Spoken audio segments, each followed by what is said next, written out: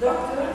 Ricco from the University of Geneva, Department of Chemistry and Industrial Chemistry. She works in national projects as a scientific degrees plan and in international projects funded by the European Commission, and chemistry is all around us, and chemistry is all around the network.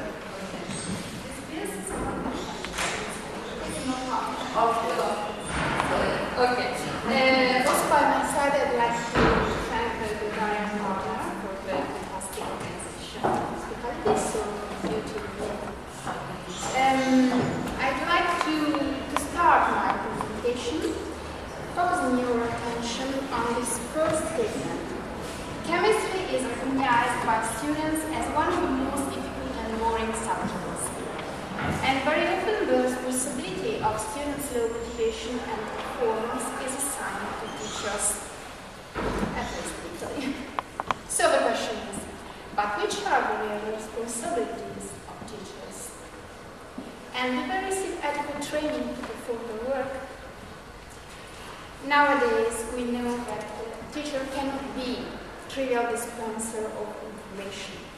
They should be professionals of teaching, so they should have different specific skills.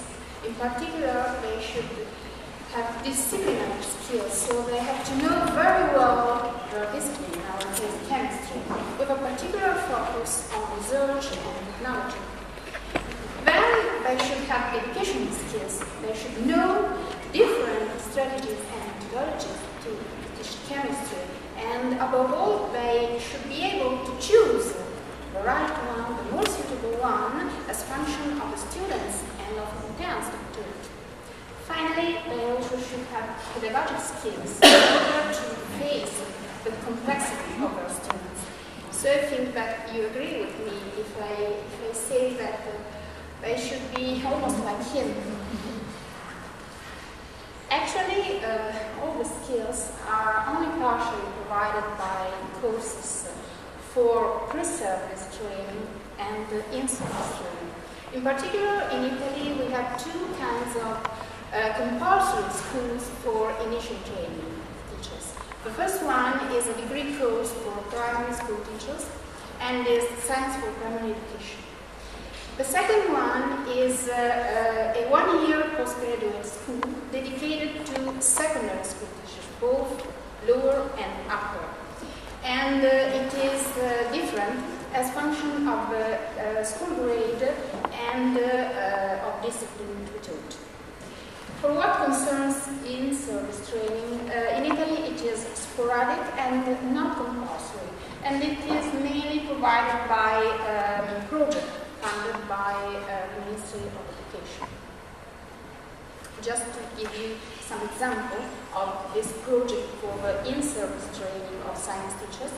The first one is the Teaching Experimental Sciences, addressed to primary schools and to lower secondary schools, and its aim is to enhance the teaching of science by moving the centrality of the teaching learning process from teacher to student. During this project, many good practices to teach science were developed. The second one is the scientific degrees plan. It is in progress now, and it started in 2005 as an answer to the dramatic drop of the roles in scientific degree courses in Italy. It is addressed mainly to students of the last 2 years of upper secondary school, but also to their teachers. And also during this project, many good practices to teach chemistry have been developed, and in particular, a point of strength is the focus on the world of work, the collaboration between school, universities, and enterprises. We are deeply involved in this project. Finally, we have PON Science Education, that is a project provided by Indire, a national body in charge in organizing and managing projects for training of teachers. In this case, the support is from the Ministry of Education, but also from European companies.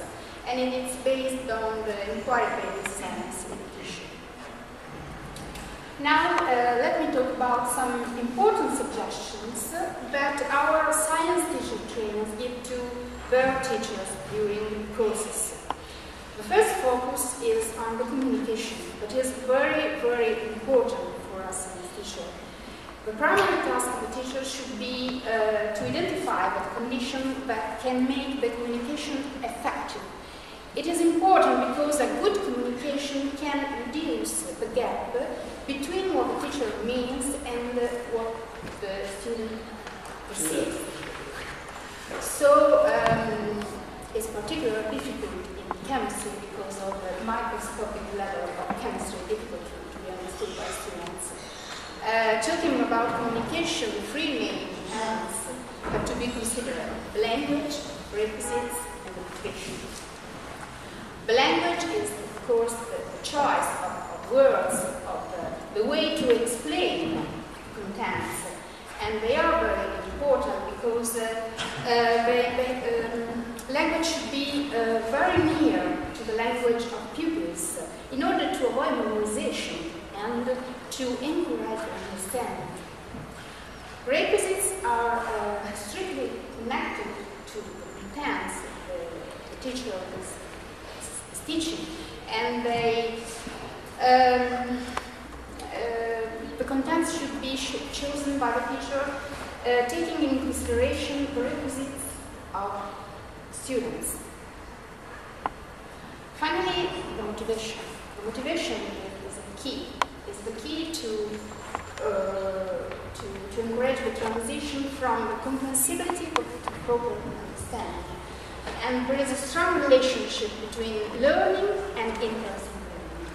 Because if pupils have no reason to understand, the learning will be very, very difficult. So the teacher should identify the appropriate strategies in order to attract student interest and make sure that they feel the need for look for explanations.